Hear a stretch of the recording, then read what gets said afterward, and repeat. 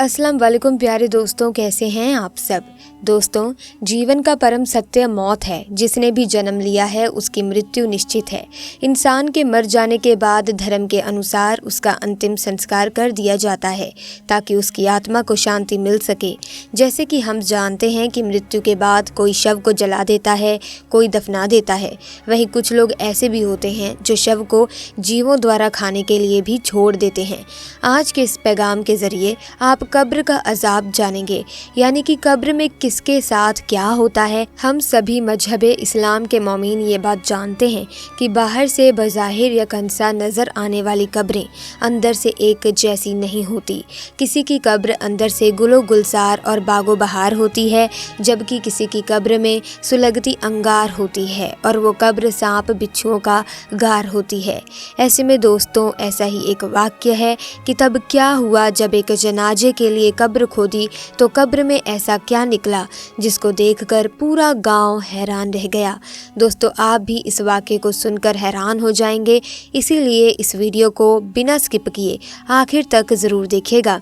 दोस्तों, एक मर्तबा किसी गांव में एक मुसलमान का इंतकाल हो गया और उसके घर वाले और रिश्तेदारों का पता नहीं था।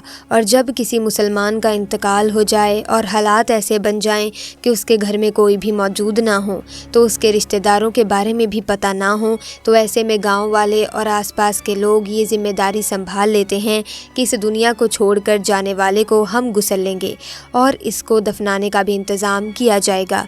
इसी तरह जब एक मुसलमान शख्स का इंतकाल हुआ तो उसके घर में कोई भी ऐसा मौजूद नहीं था जो उसको दफनाने का इंतज़ाम करता।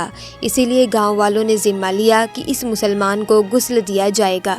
उसके बाद जिस तरह से जनाजे की तैयारी की जाती है, उसी तरह उस मुसलमान भाई के जनाजे की भी तैयारी की जाने लगी और फिर नमाज जनाजा का ऐलान हुआ और आखिरकार मोहल्ले वाले और तमाम गाँव वाले मैयत लेकर कब्रिस्तान पहुँच गए।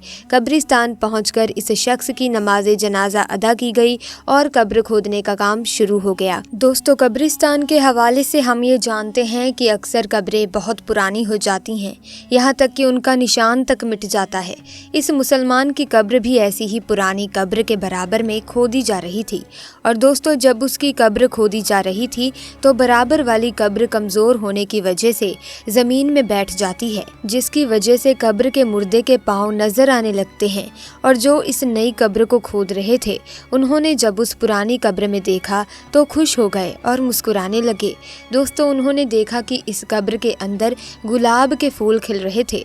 ये देखकर लोग हैरान रह गए कि आज से पहले कई कब्रें देखी हैं जिनके ऊपर तो कई फूल और तर्क नजर आते हैं और दरख्तों के साए में भी हमने बहुत ही कब्रें देखी हैं, लेकिन कब्र के अंदर कभी फूल लगे हुए नहीं देखे। इस मंजर को देखने के बाद लोग ये फैसला करते हैं कि आधी कब्र तो खुल चुकी है, तो क्यों ना अच्छी तरह से फिर से इसे तामील कर दिया जाए। दोस्तों, जब उन लोगों ने उस कब्र पर अच्छी तरह से गौर किया और करीब से देखा तो उन्हें पता चला कि कब्र से मैसूर करने वाली बहुत अच्छी खुशबू आ रही थी। खुशबू इतनी अच्छी थी कि इसे सूंघकर हर कोई मदहोश हो रहा था। गांव वाले देखते हैं कि कब्र तो बहुत पुरानी थी, लेकिन इसके बावजूद उस मुर्दे का जिस्म बिल्कुल सही सलामत है और उसके कब्र की चादर जरा भी मैली नहीं हुई है।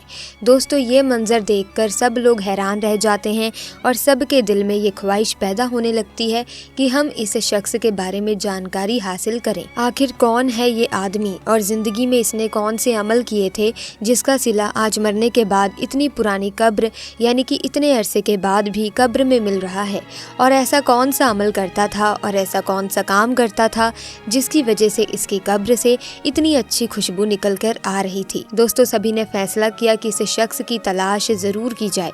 दोस्तों, इस कब्र को मिट्टी डालकर फिर से बंद कर दिया जाता है और जो जनाजा तमाम लोग अपने साथ लाए थे उसको दफन भी कर दिया जाता है।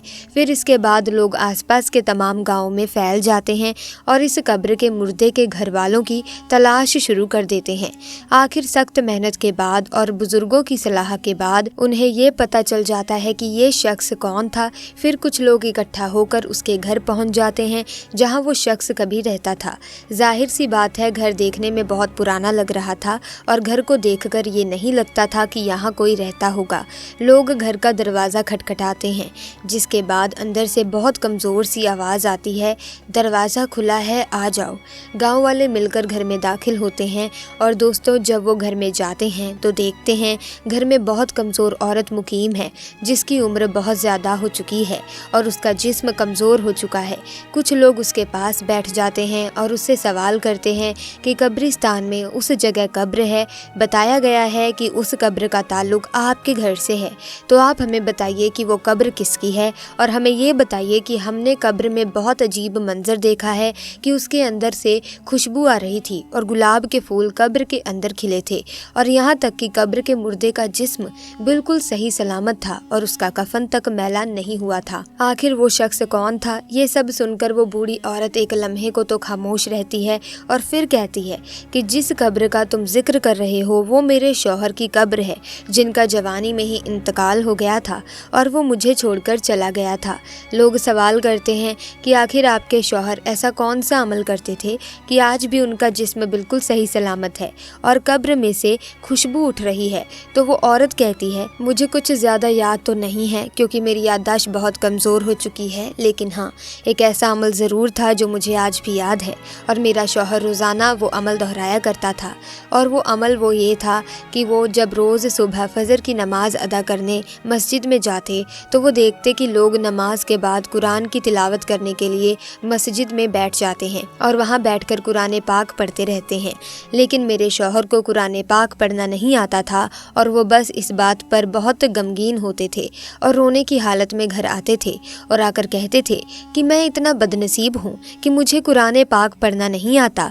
हाँ, वो घर में रखे कुरान को अदब से चुनकर अपने सीने पर लगाते थे और उनकी आंखों से आंसू जारी रहते और कुरान पाक को खोलकर जो भी आयतें उनके सामने आती उस पर वो अपना माथा फेर देता था और कहता था, हे अल्लाह, तूने इस किताब में जो कहा है वो हक है और तू सबसे बड़ा सच्चा है और तेरी किताब सच्ची है। और वो काफ़ी देर तक मुख्तलिफ फ़ायत पर हाथ फेर कर ये अल्फाज दोहराया करते थे और उनके आंसू लगातार बहते रहते थे। उसके बाद वो कुरान चूम कर उसे सीने से लगा लेते थे और उसको अपनी जगह पर रख देते थे और ये काम मेरा शौहर रोज़ाना करता था।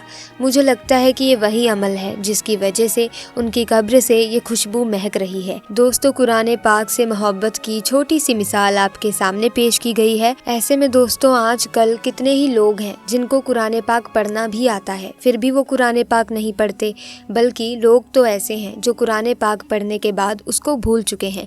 अल्लाह पाक से दुआ करते हैं कि अल्लाह पाक हमें और आपको कुरान पढ़ने और उस पर अमल करने की तौफीक अता फरमाए। आमीन सुम्मा आमीन। क्योंकि दोस्तों, अगर आपको पढ़ना आता है और आप कुरान पाक पढ़ सकते हैं तो ज़रूर पढ़िए, क्योंकि दोस्तों जब सब साथ छोड़ जाते हैं तो अल्लाह आपका साथ देता है। ऐसे में कुरान पाक ज़रूर पढ़ें। तो दोस्तों, अगर इस वीडियो में बताया गया वाक्य आपको अच्छा लगा तो वीडियो को लाइक करें, शेयर करें और चैनल को सब्सक्राइब करके बेल आइकन को प्रेस कीजिए ताकि आने वाली नई वीडियोस की अपडेट आपको मिलती रहे। खुदा हाफिज़।